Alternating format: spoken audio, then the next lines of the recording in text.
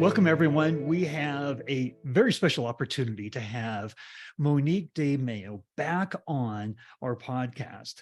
And if you caught the first episode, if you haven't, you need to. It's all about the importance of content, the strategic importance of how you create content, what kind of content you need, and why it is a linchpin to the success of an organization, whether you're a startup, a mid-market, or enterprise. The part two that Monique is going to talk about today, and Monique she's the founder and the CMO of OnDemandCMO for 25 years, worked with B2B companies. So Monique has a few point of views on this whole subject matter that I think we're going to want to hear. Monique, maybe just refresh us a little bit about who you are and your background, and then let's get right into what you think about what's important that companies, B2B companies need to know to leverage the content that they create. Perfect. So thank you, Steve. Pleasure being here again. It's lovely to be asked back. And so I've been in marketing for more years than I care to remember, because obviously OnDemandCMO is 25 years old, so everyone can do the math. And we've been playing in the B2B space for that long.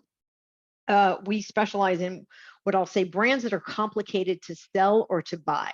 So that means tech services, technology, tech services, professional services, financial services, things like that. They're complicated. We don't do CPG, we're not interested in doing toothpaste and lipstick, even though I love toothpaste and lipstick, that's not my jam. So content from the perspective of either a regulated industry or an industry that is, difficult or has a different kind of sales cycle, a long tail sales cycle.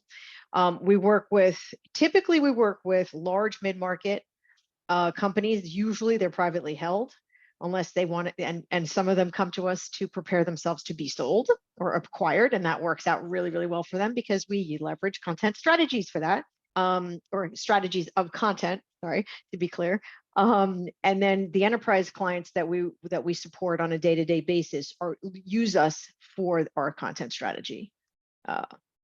Fantastic. Strength.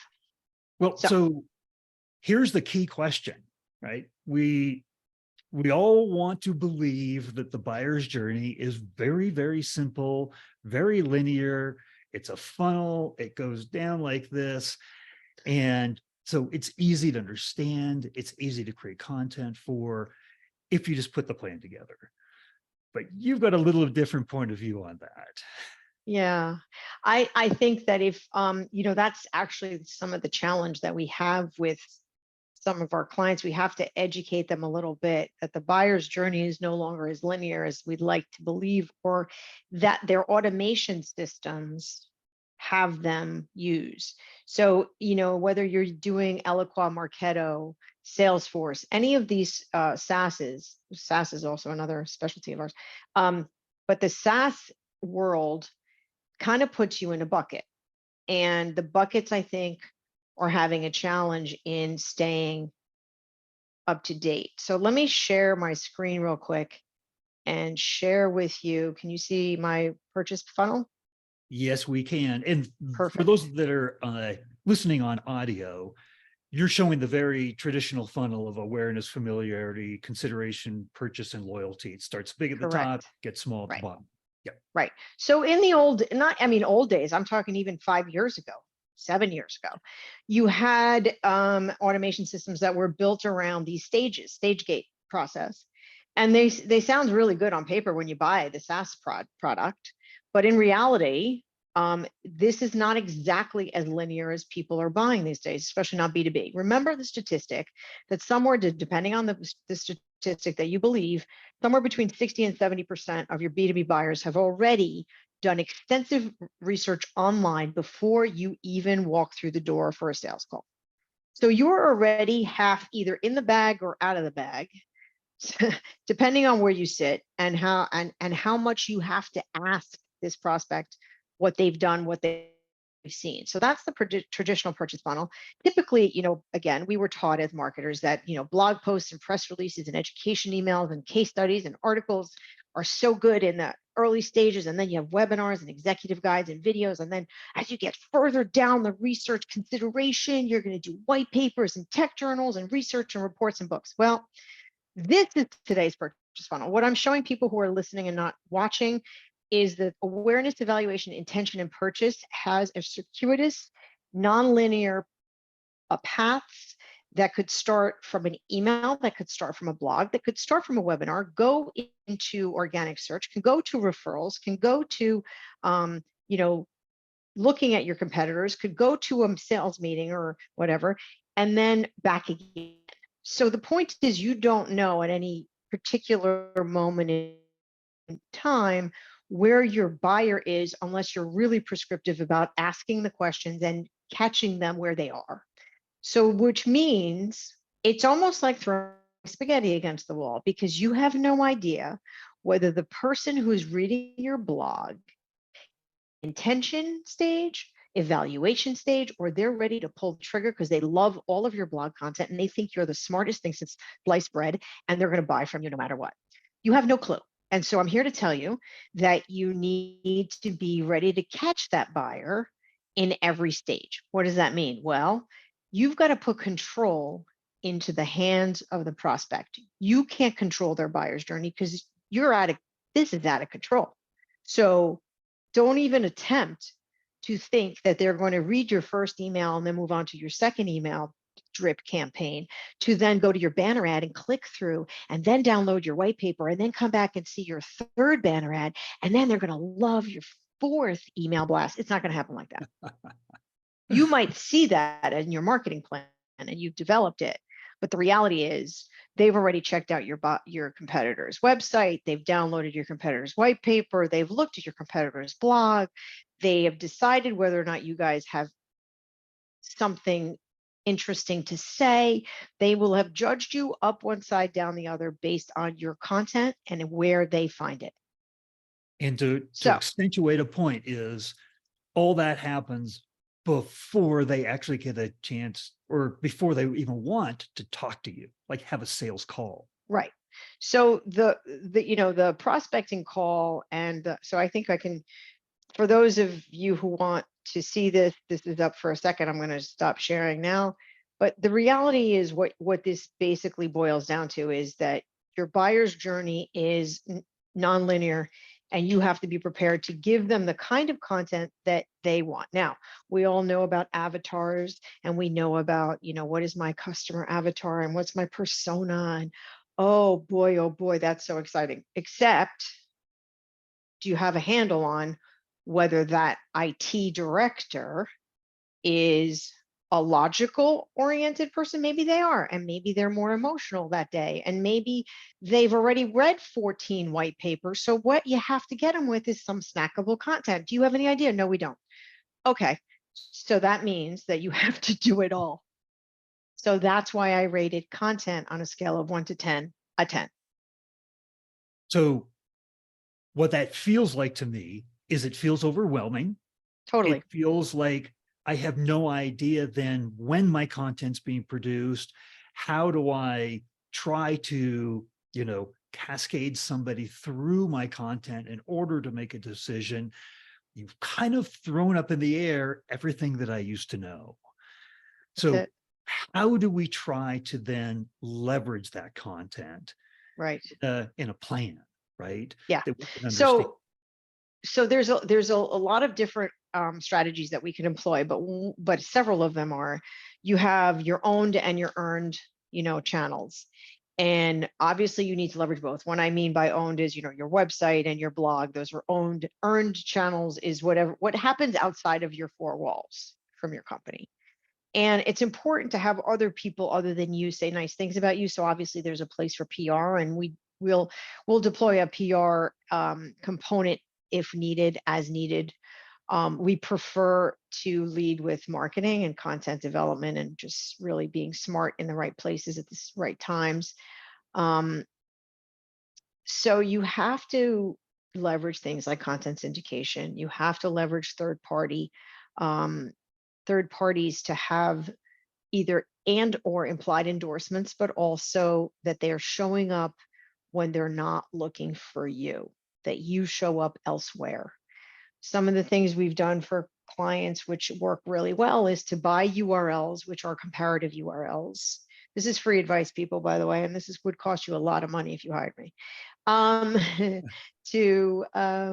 buy a URL that solves a problem for one of your avatar, your client types, and you create content that is completely generic, obviously with an angle on your competitive advantages, but that allows people to find the keywords that they're looking for to solve the problem they have, and you're the answer to it.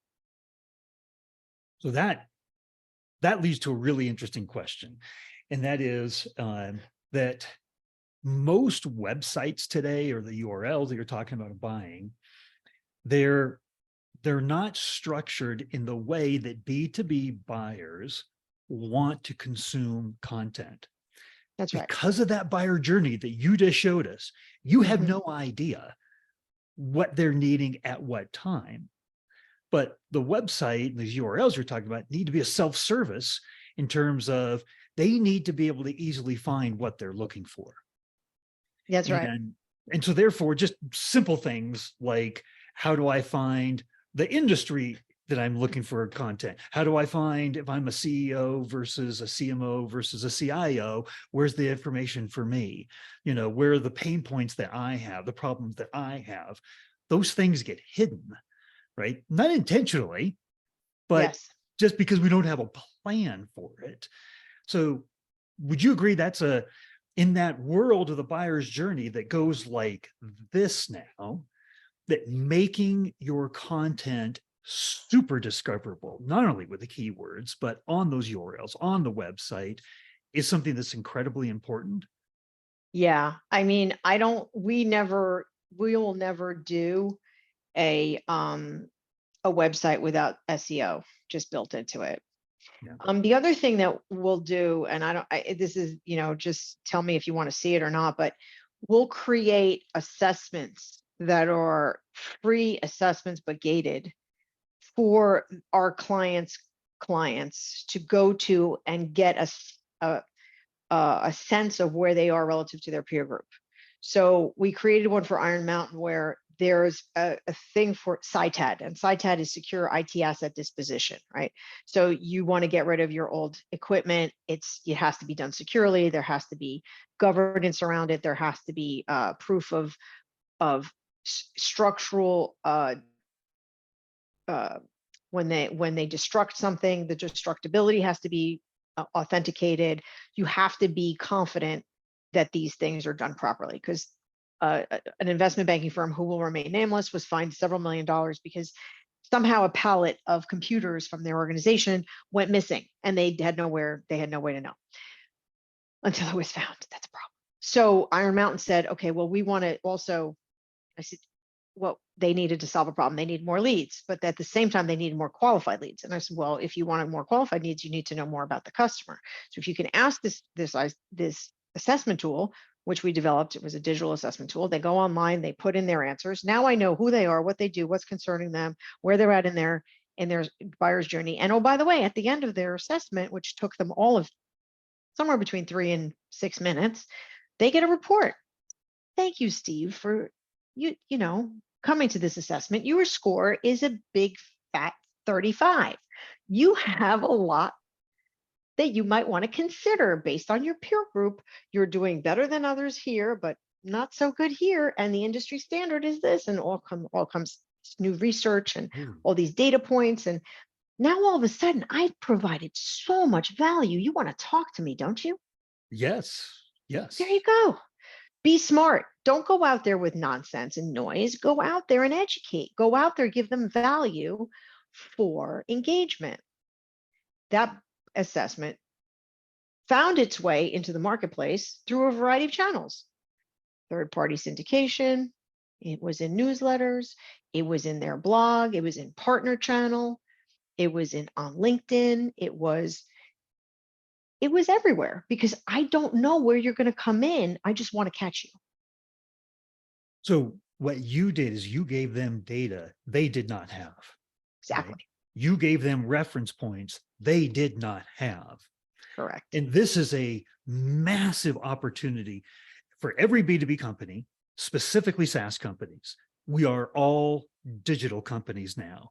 We Yeah, all have digital assets and information, and usually information across our client base, where our exactly. clients have this much information about Exactly. their business, Right. right?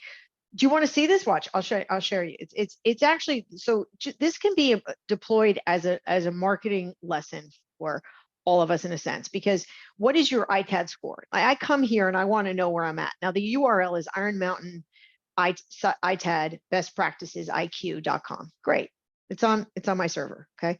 So And we'll link to it in this podcast. For those of you who are listening on audio, we'll provide a link to this page here. So this great. So this, you answer the question, how many countries are you in? So if you answer these two, this takes you down a funnel that's for an SMB customer. I already have those segregated into their Salesforce in a different manner. But if you answer 16 plus, I know your enterprise. Terrific. So that goes to the enterprise team as a lead. How many total locations do you have? Okay, so you're going to have 10 to 15 countries and I have 16 plus locations. I go in and basically I answer this thing, which is about 10, 12 questions. And I know from how you answer what my salesperson needs to tell you. Yes. Yes, absolutely. Right? I don't know. Now here is the pop-up of the research. So 50% of them, should know or do know. 33% of them indicate that it's decentralized. This is a problem, decentralization. So as For they're answering the companies, questions, you're yes, giving the industry what, correct. so they're learning as they actually take the survey. Correct. And then when they get their report, all of this industry data that comes from IDG and Forrester and Gartner and other sources and primary research and their own research is coming to them as value add. This is brilliant. Right? So Yep. now you're going through this and you're like, okay, what do I do? I don't know. Well, this is what I do. How about you, Mr. Well, many organizations are still struggling with secure disposition and look at the data. So now I don't feel so bad that I'm in this spot, but I know that I got to do something about it. And so now if you're talking about, now you're asking me my objectives. Well, I've got IDG, I've got ESG goals, I've got in compliance problems. I need to have accountability and transparency, and I need security. Well, sounds like that's pretty much what my peers are working on too. So at the end of it, long story short, I'll just make this really simple. You have some sort of report. And then, oh my God, really? 446 million records were exposed, 1,244 data breaches were done. Oh my goodness. So this is the kind of thing where you're providing value and you're getting a score, you get a report and whatever. So there you go. Now I've got to fill in the form, because if I want my score, I need to give you that. And now I've got a CAPTCHA and now I can submit, and there you are. Which many things are brilliant about this, but what I think is most brilliant about this is you're collecting information that sales needs to know in That's right. order to properly identify the problems and the needs of the customer, but you're Mm-hmm. doing it in a way that's educating that customer Mm-hmm. at the same time and Correct. positioning you as the company as the Right. expert and the authority. Did I get Bingo. that right? You got it. Yep. And so, so we wrote a white paper to support that. We wrote, you got to support it. You got to create an ecosystem around your education of that marketplace, because if you want to be a thought leader, you don't know where I'm going to consume that, but you better have it ready for me. So I'm going to ask you the same question that I asked at the end of our first episode that we did together. And that question was this: if you could sum up for us here, like we're having a glass of wine and I'm saying, okay, I need higher quality content that educates, that positions me as an expert, that leverages the data that I have. What is it should be my takeaway from this? What's the most important thing from this episode that I should be remembering? Okay, so a couple things. One is that your buyer's journey is not linear anymore. So you can't predict how and where and what assets they're going to be consuming in what order. That's no longer relevant. What you need to understand is the complexity and the consistency of your message and your value proposition, your key attributional messaging has to be consistent in all of what you put out. Don't sound one way, approachable, funny, and cute, and whatever, whimsical in one asset, and then serious, corporate, and whatever in another. You want to have a consistent persona, personality, if you will, a DNA that you have. The brand needs to be consistent. You want to add value in advance. Don't ask me to register for something when I don't even know that I want to engage with you, and be authentic. You can't slap a white paper label on a brochure. So if you want it to be about you, you've missed the boat. The whole point about creating really smart and relevant content is it has to be 80% about your customer or client and 20 or so % about you. Don't reverse the order. Make it about them, not you. Nobody cares about us. We have to solve problems as solution providers. So make it about solving that problem in your solution set, whether that's in person or online. You have to make that consistently.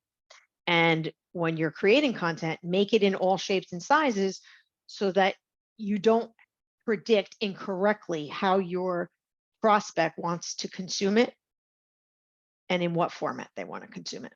And that's what I would say. That would be those takeaways. So when you say, one follow-up question that is, you say make it 80% about them, 20% about you, right? Make it about them. Most B2B buyers make decisions based on the risk factors for the company, but for them as well, right? It's their careers. Like the old adage, right? Oh, yeah. Why did you buy IBM, right? Because Totally. So in fact, it's another study showed that 56% of the buying decision is an emotionally based decision. Totally. So when you talk about it's 80% about them, it's value add content. How much of that content is geared towards helping them reduce the risk of buying with you? Yeah, that's it. So remember that it's like this: personal and professional is now interwoven in a way that's never been before. Why? Because I'm not only concerned about protecting I'm the buyer now, okay? I'm not only concerned about buying and reducing risk for my company, I'm buying to reduce risk for myself so I don't get canned in 3 months because I made the wrong decision or I deployed the wrong technology or any of the above.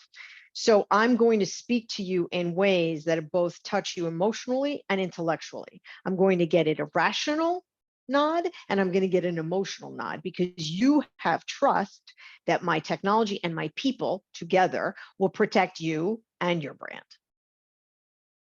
Fantastic. Again, I feel like we could go on for hours here, Monique, but I think these were the words of wisdom that we want to leave everybody with. And if they want to get a hold of you, what's the best place to do that? Find you on LinkedIn or? Certainly, you can find me on LinkedIn. I think it's easy. OnDemandCMO.com is our website, but I think it's really super simple. Monique, MONIQUE at OnDemandCMO.com, and that's my email. So LinkedIn, website, my email. I'm pretty findable. All right. Well, thank you very much for sharing all of this, the wisdom that you've had and the success you've had. It's going to make a big difference for a lot of folks here. Thank you so much. Appreciate it. It was great being on.